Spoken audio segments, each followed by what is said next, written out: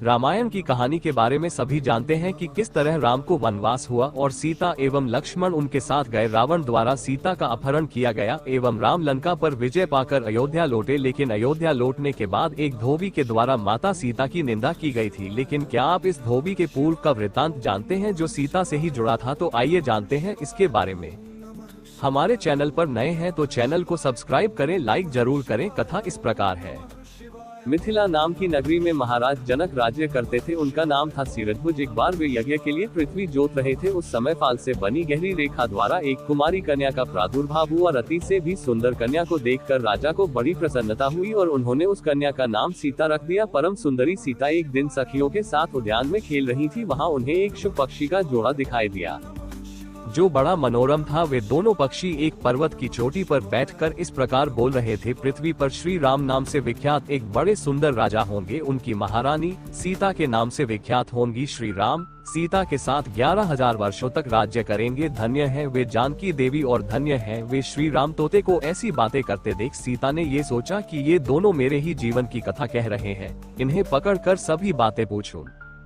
ऐसा विचार कर उन्होंने अपनी सखियों से कहा, ये पक्षियों का जोड़ा सुंदर है, तुम लोग चुपके से जाकर इसे पकड़ लाओ। सखियां उस पर्वत पर गईं और दोनों सुंदर पक्षियों को पकड़ लाई। सीता उन पक्षियों से बोली, तुम दोनों बड़े सुंदर हो, देखो डरना नहीं। बताओ तुम कौन हो और कहां से आए हो? राम कौन है और सीता कौन है?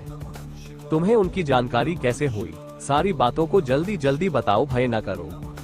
सीता के इस प्रकार पूछने पर दोनों पक्षी सब बातें बताने लगे।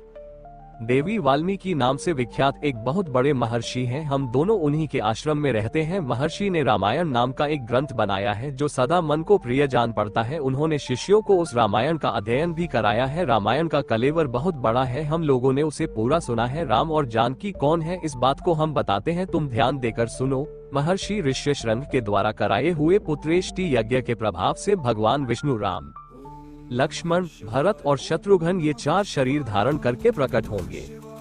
देवांगनाएं भी उनकी उत्तम कथा का गान करेगी। श्री राम महर्षि विश्वामित्र के साथ भाई लक्ष्मण सहित हाथ में धनुष लिए मिथिला पधारेंगे। उस समय वहां वे शिव जी के धनुष को तोड़ेंगे और अत्यंत मनोहर रूप वाली सीता को अपनी पत्नी के रूप में ग्रहण करेंगे। फिर उन्हीं के साथ श्री राम अपने विशाल राज्य का पालन करेंगे। ये तथा और भी बहुत सी बातें वहाँ हमारे सुनने में आई है। सुंदरी, हमने तुम्हें सब कुछ बता दिया, अब हम जाना चाहते हैं।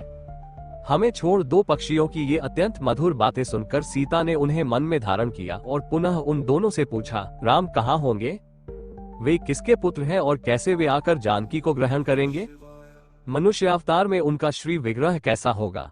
उनके प्रश्न सुनकर शुकी मन ही मन जान गई कि ये ही सीता है। उन्हें पहचान कर वह सामने आ उनके चरणों पर गिर पड़ी और बोली, श्री रामचंद्र का मुख कमल की कली के समान सुंदर होगा, नेत्र बड़े बड़े तथा खिले हुए, नासिका ऊंची पतली और मनोहारिणी होगी, भुजाएं घुटनों तक, गला शंख के समान होगा, वक्षः स्थल उत्तम व चौड़ा होगा, उसमें श्रीवत्स का चिन्ह होगा। श्री राम ऐसा ही मनोहर रूप धारण करने वाले हैं। मैं उनका क्या वर्णन कर सकती हूँ? जिसके 100 मुख है वह भी उनके गुणों का बखान नहीं कर सकता। फिर हमारे जैसे पक्षी की क्या बिसात है? वे जानकी देवी धन्य है जो शीघ्र रघुनाथ जी के साथ हजारों वर्षों तक प्रसन्नता पूर्वक विहार करेगी।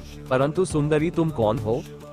पक्षियों की बातें सुनकर सीता अपने जन्म की चर्चा करती हुई बोली, जिसे तुम लोग जानकी कह रहे हो वह जनक की पुत्री मैं ही हूँ। श्री राम जब यहाँ आकर मुझे स्वीकार करेंगे तभी मैं तुम दोनों को छोड़ूंगी। तुम इच्छानुसार खेलते हुए मेरे घर में सुख से रहो। ये सुनकर शुकी ने जानकी से कहा, साध्वी, हम वन के पक्षी हैं, हमें तुम्हारे घर में सुख नहीं मिलेगा। मैं गर्भिणी हूँ, अपने स्थान पर जाकर बच्चे पैदा करूंगी, उसके बाद फिर यहाँ आ जाऊंगी। उसके ऐसा कहने पर भी सीता ने उसे नहीं छोड़ा। तब उसके पति ने कहा, सीता, मेरी भार्या को छोड़ दो, ये गर्भिणी है, जब ये बच्चों को जन्म दे लेगी तब इसे लेकर फिर तुम्हारे पास आ जाऊंगा। तोते के ऐसा कहने पर जानकी ने कहा, महामते, तुम आराम से जा सकते हो, मगर यह मेरा प्रिय करने वाली है, मैं इसे अपने पास बड़े सुख से रखूंगी। जब सीता ने उस शुकी को छोड़ने से मना कर दिया तब वह पक्षी अत्यंत दुखी हो गया। उसने करुणायुक्त वाणी में कहा, योगी लोग जो बात कहते हैं वो सत्य ही है, किसी से कुछ न कहे, मौन होकर रहे, नहीं तो उन्मत्त प्राणी अपने वचन रूपी दोष के कारण ही बंधन में पड़ता है। यदि हम इस पर्वत के ऊपर बैठकर वार्तालाप न करते होते तो हमारे लिए ये बंधन कैसे प्राप्त होता, इसलिए मौन ही रहना चाहिए। इतना कहकर पक्षी पुनः बोला, सुंदरी, मैं अपनी इस भार्या के बिना जीवित नहीं रह सकता, इसलिए इसे छोड़ दो। सीता, तुम बहुत अच्छी हो, मेरी प्रार्थना मान लो। इस तरह उसने बहुत समझाया, किंतु सीता ने उसकी पत्नी को नहीं छोड़ा।